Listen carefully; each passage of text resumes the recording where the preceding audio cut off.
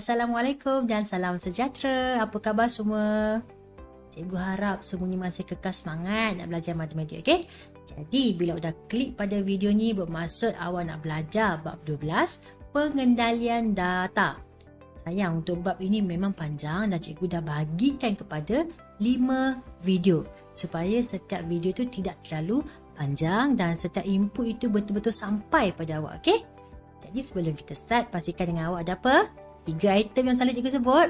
Kena ada calculator, kena ada buku nota dan juga alat tulis. Okey? Kerana dalam matematik memang awak tak boleh dengar je cikgu cakap. Kita kena buat latihan sama-sama supaya awak betul-betul faham. Sayang, bila awak klik pada video ni bermaksud awak nak belajar, betul? Jadi cikgu betul-betul berharap ilmu ini sampai pada awak semaksimum mungkin. Okey? Kalau tak ada lagi 3 perkara ni, pause video pergi ambil. Kalau dah ada, jom kita start.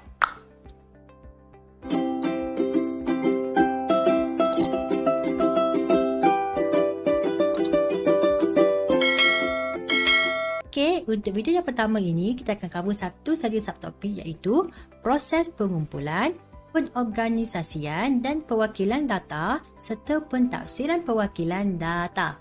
Okey, jangan panjang kan? Okey, mari kita tengok standard pembelajaran hari ini.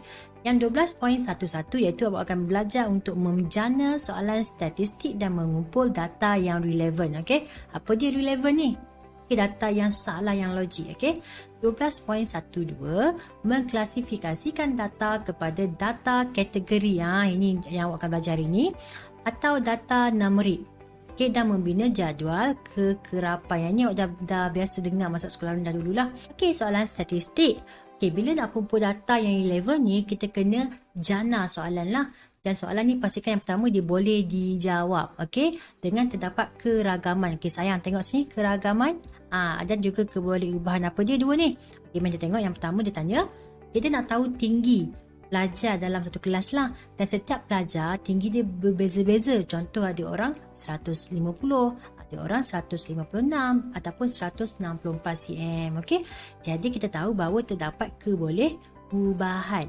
Okey, contoh yang kedua nak tahu makanan kegemaran. Okey, sayang, setiap orang makanan kegemaran dia beza-beza, betul? Tapi contoh dalam satu kelas ni katalah ada 40 orang. So mungkin ada 10 orang tu akan suka nasi lemak, ada 5 orang tu suka mi goreng, ada juga suka laksa dan sebagainya. So akan ada satu item tu 2-3 orang suka benda yang sama. Okey, so kat sini kita tahu adanya keragaman. Okey, so boleh beza tak antara keragaman dan juga kebolehrubahan? Boleh? Okey, bila nak kumpul data, kita ada 4 kaedah. Yang pertama, temu bual. Okey, contoh pelajar lelaki ni, tanya perempuan ni kan. Cakap, awak, hari ni awak datang sekolah naik apa? Perempuan ni menjawab, saya naik bas. So, bila kita dah temu bual tu, kita akan dapat data lah. Okey, yang kedua, tinjauan. Okey, untuk tinjauan ni lebih kepada soal selidik lah. Okey, contoh kita nak tanya program yang digemari oleh pelajar. So, kita dah buat siap-siap dia punya pilihan dia. Drama, sukan, kartun, dokumentari dan juga lain. Setiap orang beza-beza kan? Tapi drama ni mungkin dalam 10 orang tu 3 orang minat drama. Macam itulah. So, itu kita kaedah tinjauan. Ketiga ialah perhatian, di mana kita sendiri perhati, kita sendiri berada pada site untuk dapatkan data itu. Contoh, okey, awak nak tahu berapa bas kereta lalu pada satu persimpangan jalan raya, so awak berada kat situ, kira. Kita sendiri perhati, tengok macam tu kan. So itu pemerhatian lah. Last sekali ialah eksperimen. Okey, contoh sayang, tengok kat sini. Kita ada air panas, ada termometer, nak tengok suhu. So setiap 5 minit tu, berapa suhu berubah? Okey, contoh kan, katakanlah 120 darjah Celsius untuk yang pertama lah. Okey, selepas 5 minit, okey, dia berubah mungkin dah jadi 98. Okey, 5 minit lagi dia mungkin berubah kepada 75. Okey, 5 minit lagi jadi 50 dan sebagainya. Nampak tak dia punya skala perubahan tu? So, ini kita gunakan kaedah eksperimen. Okey, jadi tolong ingat ada 4 kaedah untuk kita kumpul data. Okey, boleh faham semuanya? Seterusnya mengklasifikasikan data. Data kita ada 2, iaitu yang pertama kategori dan yang kedua numerik. Okey, tengok fokus para pelajar, beza dia. Kalau kategori kita nak ukur apa? Ciri-ciri. Kalau numerik kita nak ukur kuantiti. Okey, keywords tengok kat sini 6 ni. 6. 6 ni macam number lah. So kita akan ukur apa? Angka. Okey, contoh bilangan buku yang dibaca seminggu. Okey, tinggi. Tinggi kan angka kita ada 150, 160 dan sebagainya. So ini adalah angka. Okay, kalau kategori kita kena huraikan dia. Okey, contoh jantina warna. Okey, warna kan ada banyak. Merah, biru, hijau, kuning kan. So kita kena huraikan melalui ayat lah. Okey, kereta, perisa gula-gula dan juga kumpulan darah. Untuk data numeric kita ada dua, iaitu data diskrit dan juga data selanjar. Okey, data diskrit ni kita peroleh secara membilang, kita kira. Contoh dalam sekolah SK Rahmat tu ada berapa orang? So kita kira 1, 2, 3, 4 sampailah 1080 orang. Okey, kalau untuk selanjar ni kita dapat bila kita ukur ataupun kita sukat mengikut skala yang berterusan. Contoh tinggi pelajar. Okey, kita nak dapatkan tinggi pelajar ni. So okey, pelajar susun. Okey, mana tinggi ke rendah ke tinggi. So kita tahulah 120.3, 135.6, 145.2 dan sebagainya. So dia mengikut skala yang berterusan. So dah faham dah beza antara data kategori dan juga numerik. Ingat kategori ni dia huraian. Kalau numerik dia angka. Okey, jadi kalau dah faham, cikgu nak awak pause video ni, awak cuba salin soalan dan juga awak buat dalam buku nota awak. Okey, so kita akan compare jawapan kita sama-sama. Okey, pause video ni sekarang. Okey, cikgu yakin awak dah pause. Okey, jom kita semak. Okey, yang pertama, bilangan STEM yang dikumpul oleh setiap murid. Okey, bilangan. Keyword dia adalah kat sini bilangan. Okey, so bila bilangan, so kita ketahui dia adalah numerik. Okey, alright. Seterusnya, masa. Masa penggunaan internet. Okey, masa kan kita ada 30 minit, okey, 40 minit dan sebagainya. Jadi dia adalah angka. Bila angka dia adalah numerik. Okey, senang kan? Okey, seterusnya kebolehan bermain sepak takraw. Kebolehan ni bukan angka tau, level 1, 2, 3 tak. Dia beza-beza. Ada orang kata-kata kebolehan dia mungkin boleh main dengan cemerlang ataupun kurang memuaskan dan sebagainya. So, bila huraian dia adalah kategori. Okey. Alright, seterusnya warna kereta. Banyak warna. Biru, kuning, hijau semua kan. So, huraian kan. So, dia adalah kategori. Okey, seterusnya panjang cacing tanah. Okey, panjang cacing tanah kita tahu dia adalah angka. Okey, so bila angka dia adalah numerik. Okey, alright, seterusnya bilangan pelancong ke Muzium Negara. Keyword yang ni sayang, tengok ni, bilangan. Ke bilangan kita tahu dia adalah numerik. Okey, seterusnya bahasa. Bahasa kan banyak, bahasa Inggeris, Melayu, Jerman semua kan, Mandarin semua tu. So bila huraian dia adalah kategori. Right, last kali pendapatan. Okey, pendapatan ni kan angka. Kita ada 4,000. Okey, kita ada 5,000 dan sebagainya. So, dia adalah numerik. Okey, para pelajar. Cuba compare dengan kita. Sama tak jawapan kita?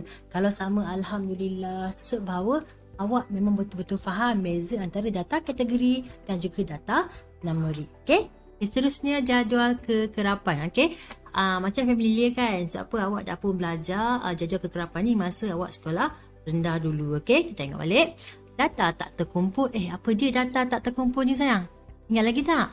Okey, data tak terkumpul ialah data mentah yang belum diproses. So data ini kita boleh organisasikan dia dengan membina jadual kekerapan. Okey, apa fungsi kita bina jadual kekerapan? Okey, untuk memudahkan kita mentafsir dan juga membuat rumusan. Boleh? Mentafsir dan juga membuat rumusan tentang data yang kita peroleh itu. Okey? Right. Cikgu flashback sikit tentang jadual kekerapan. Antara perkara yang awak perlu tahu adalah yang pertama, kekerapan. Sayang tengok, fokus. Okey, apa dia kekerapan? Kekerapan ialah bilangan kali maklumat itu muncul dalam data. Okey, apa pula gundalan? Ingat lagi tak gundalan tu? Gundalan ialah tanda gundal yang kita gunakan untuk membilang. Okey? Ya.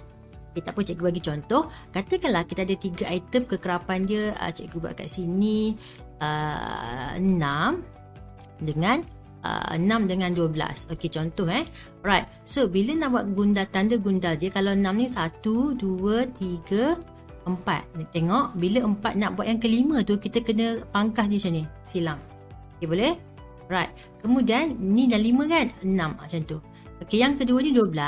Jadi kita buat macam ni. 1, 2, 3, 4, 5, 6, 7, 8, 9, 10, 11, 12. Ingat lagi tak? Cikgu nak tanya awak, apa rasional kita buat tanda gundal ni? Kalau awak tanya, cikgu, kalau saya nak buat macam ni boleh tak? 1, 2, 3, 4, 5, 6, 7, 8, 9, 10, 11, 12. Boleh tak? Boleh tak macam ni? Sayang, sebenarnya bila kita buat macam ni, kata kalau awak dah kira kan, bila dah kira sampai 7, 8 tu kawan panggil. Awak pun macam, okey, kawan panggil macam ni. Lepas tu awak pun nak kira balik, berapa dah ni? Macam tu. Kita kena kira daripada awal. Kalau tanda gundal ni sayang, kita tahu bahawa seketul dia ni adalah 5. So ini pun 5. So lebih mudah untuk cara kita membilang. Okey, itu fungsi tanda gundal. Boleh? Okey. Tengok pada contoh sayang.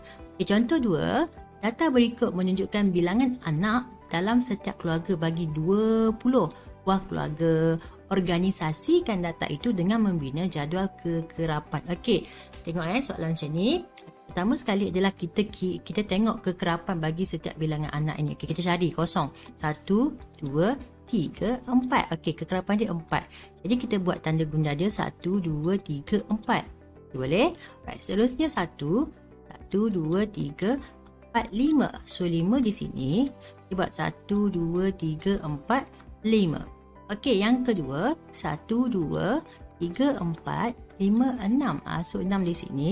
So kita buat tanda gundal dia 1, 2, 3, 4, 5 pangkat silang Okey, 6. Alright, seterusnya yang ketiga 1, 2, 3. Okey, ada 3 kekerapan. 1, 2, 3. Okey, yang keempat 1, 2. So ada 2 saja kekerapan. Tada, dah siap. Boleh? Senang tak?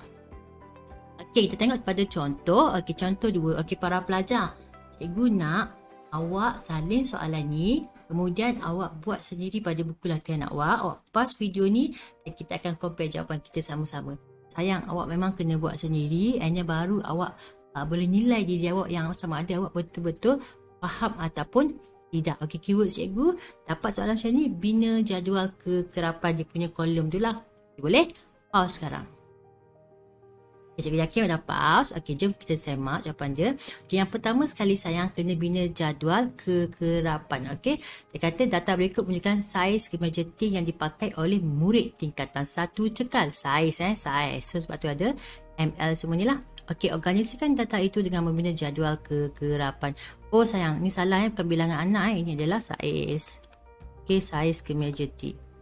Okey, alright, jom kita tengok untuk saiz S. Okey, cari S. S ada satu saja. Tulis 1. Alright. Lepas tu M. 1, 2, 3, 4, 5, 6, 7, 8, 9, 10, 11, 12. M 12. So kita buat macam ni. 1, 2, 3, 4, 5, 6, 7, 8, 9, 10, 11, 12. Okey. Kemudian L. 1, 2, 3, 4, 5, 6, 7, 8, 9. Okey. 9. 1, 2, 3, 4, 5, 6, 7, 8, 9. Okay, alright. And then last sekali SL. 1, 2, 3, 4, 5. Ada lagi tak? Tak ada. Okay, so ada 5. So kita buat dia punya gundalan. 1, 2, 3, 4, 5. Tada! Siap. Sayang, sama tak jawapan kita? Kalau sama, Alhamdulillah. Bermaksud awak memang faham untuk membuat jadual kekerapan dan juga penggunaan tanda gundal. Okey. Data yang kita tunjukkan ni dalam bentuk jadual kekerapan tadi, kita boleh grafikkan dia supaya lebih mudah dibaca dan juga difahami. Kita ada 5 jenis perwakilan data. Yang pertama plot titik, carta palang, carta pie, graf garis dan juga plot batang dan juga daun. Okey, tapi kesesuaian setiap perwakilan ini bergantung kepada jenis data yang kita kumpulkan dan juga tujuan maklumat yang kita perlukan. Sebenarnya sayang, bila kita ada satu data tu, tak semua data tu sesuai untuk buat ke 5 jenis perwakilan data ni. Contoh, ada data dia boleh buat carta palang dengan carta pie saja. Dia nak buat plot batang dan daun dengan ni tak boleh. Macam itulah. Okey, so kita kena cari mana yang sesuai digunakan lah. Okey, tapi yang ini sebenarnya agak panjang, jadi cikgu akan terangkan dengan lebih detail untuk video yang seterusnya. Yang untuk kali ini hanya pengenalan saja, yang awak tahu bahawa nak membina perwakilan data ada 5 jenis je. Yang pertama, Okey, plot titik, carta palang, carta pai, graf garis dan juga plot batang dan daun. Okey, boleh? Alright, so cikgu rasa itu sahaja untuk video kali ini. Terima kasih kerana tengok sampai habis. Cikgu doakan semoga ilmu yang cikgu sampaikan ini betul-betul melekat pada awak. Okay, so Assalamualaikum dan salam sejahtera. Jumpa lagi. Bye.